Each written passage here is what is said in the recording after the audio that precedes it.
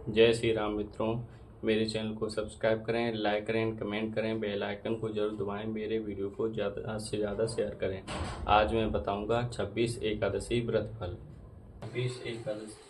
26 एकादशी व्रत फल जैसा कि हम पहले भी बता चुके हैं। व्रतराज आदि ग्रंथों के आधार पर वर्ष भर में की 26 एकादशियों में आप भाद्रपद तथा पौष मास की चारों एकादशियों को छोड़कर किसी भी एकादशी से व्रत प्रारंभ कर सकते हैं। उनमें भी सर्वश्रेष्ठ अघ्न कृष्णा एकादशी को माना गया है, अतः आप इसी दिन व्रत प्रारंभ करें तो अति उत्तम होगा।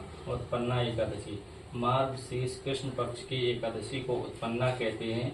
इस दिन भगवान विष्णु का पूजन पंचामृत में स्नान कराकर गुड़ एवं बादाम में युक्त पदार्थों का भोग कर स्वयं व्रती को भी भोजन करना चाहिए। भगवान विष्णु की पूजा भोग समय अनुसार शयन आदि करना चाहिए। मोक्षदा एकादशी मार्गशीर्ष शुक्ला 11 एकादशी मोक्षदा एकादशी कहलाती है। यह व्रत पितृ मोक्षात किया जाता है। इस व्रत का नियम पालन अत्याधिक भक्ति से करना चाहिए।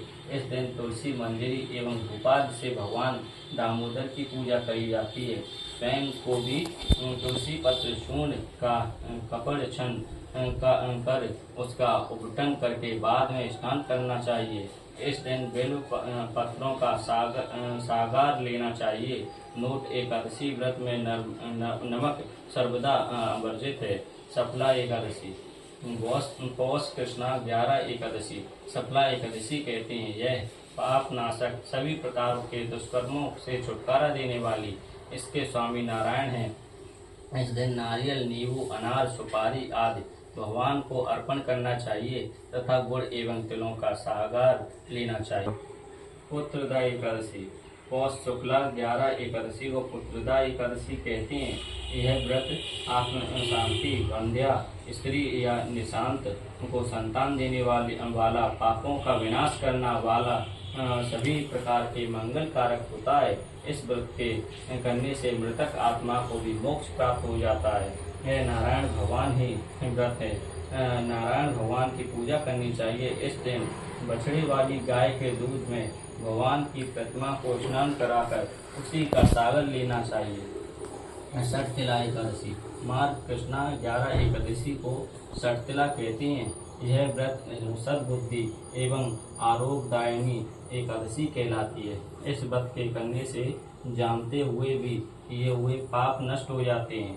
इस व्रत के करने वाले को इस दिन तिल स्नान, तिलों का उपटन, मिल हवन, तिलोदक, पान, तिलों का आहार तथा तिलादान सठ कर्म करने का विधान है।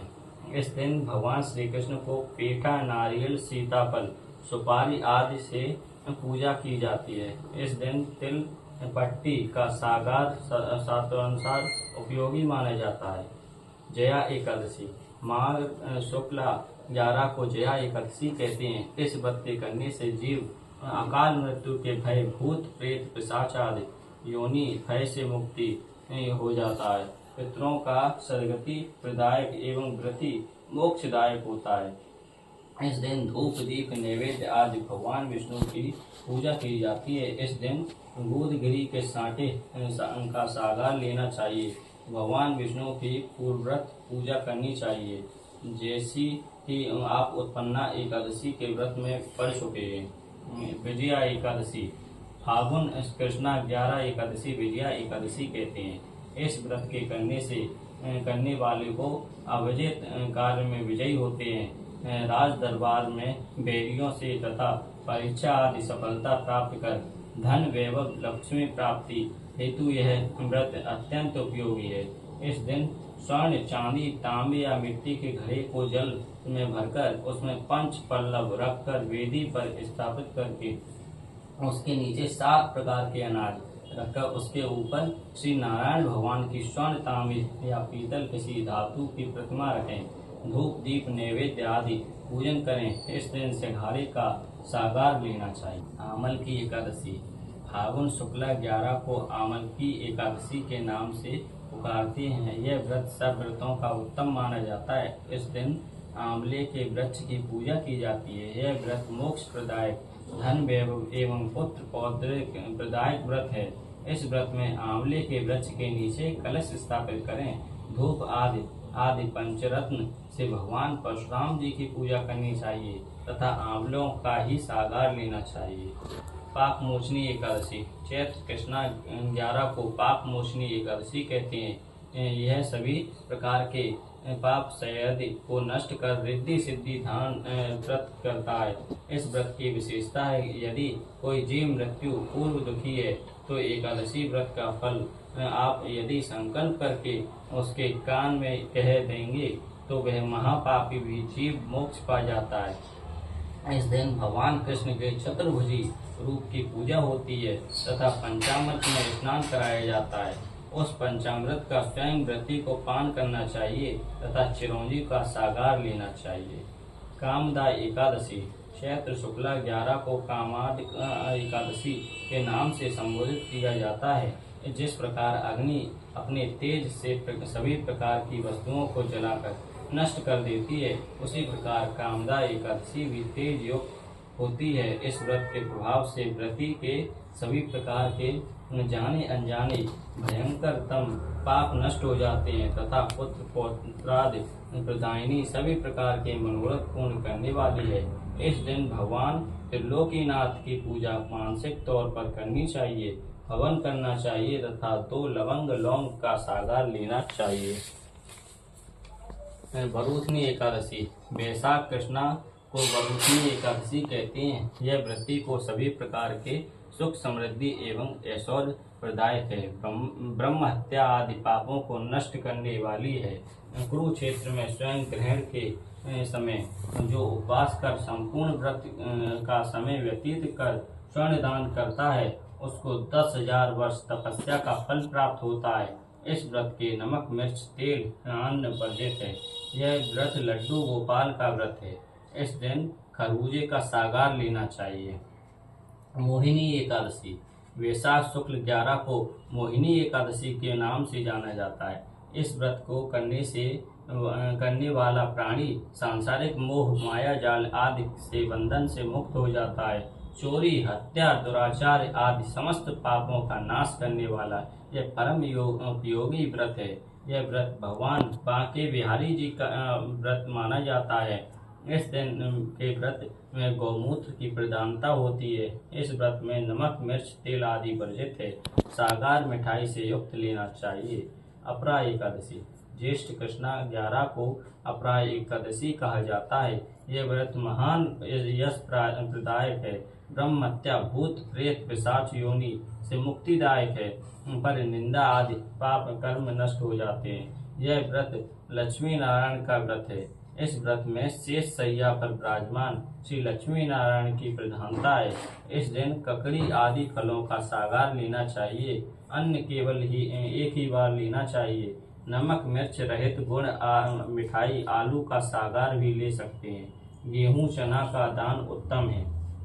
निर्जला एकादशी। ज्येष्ठ शुक्ला 11 को निर्जला एकादशी कहते हैं। यह व्रत त्रिदेव व्रत होता है। नित्य क्रियाओं से निवृत्त होकर शुद्ध चित्त से ओम नमो भगवते वासुदेवाय नमः का भरसक जाप करें। यथा शक्ति दानादि करें। यह व्रत अकेला ही 24 एकादशी का फल देने वाला होता है। वर्ष भर में केवल इस अकेली ही एकादशी का व्रत करने से संपूर्ण फल प्राप्त होते हैं। इस व्रत में जल के सेवन से वर्जित इस व्रत के प्रभाव से विष्णु लोक की प्राप्ति होती है। इस दिन कैरी का सागार लेना चाहिए। इसके लिए लेने के निराहार रोजा का असर नष्ट हो जाता है। इस कारण से कैरी मुंह से रख लेनी चाहिए, उसका स्वाद ना ले। चलो।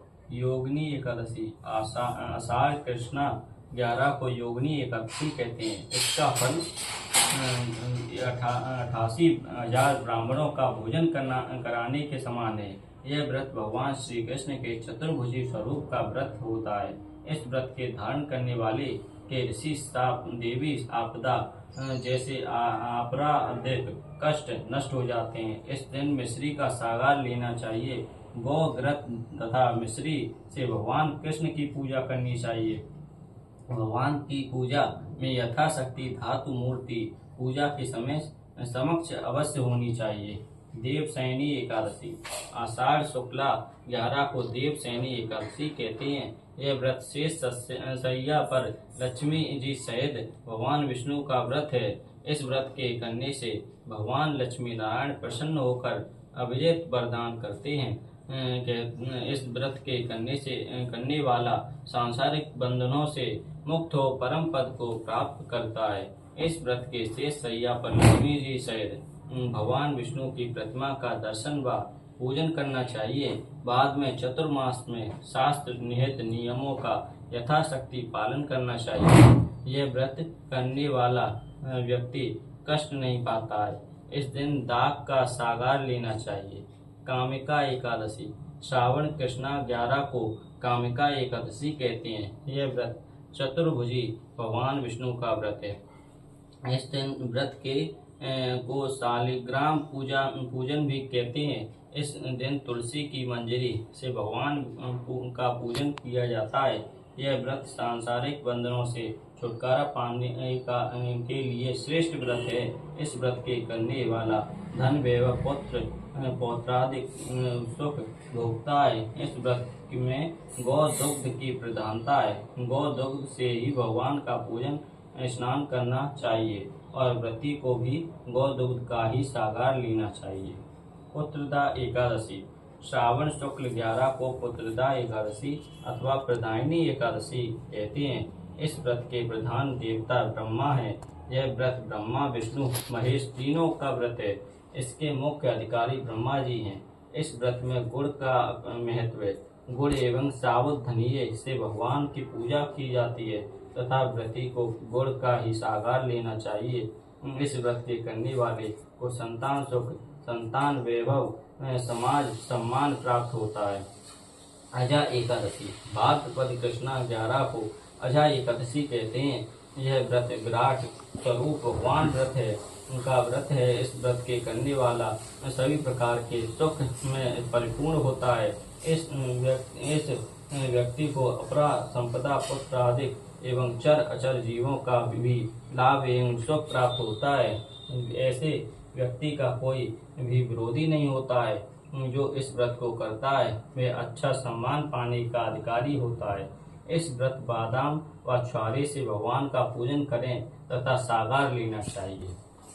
वामन परिवर्तनी एकादशी भाद्रपद शुक्ला 11 को वामन एकादशी के नाम से पुकारा जाता है। कहते हैं कि इसी एकादशी को राजा बलि समक्ष भगवान विष्णु ने वामन अंगुल का शरीर धारण कर 3 पग पृथ्वी का दान मांगा था। उसी रूप की पूजा इस वामन एकादशी को की जाती है।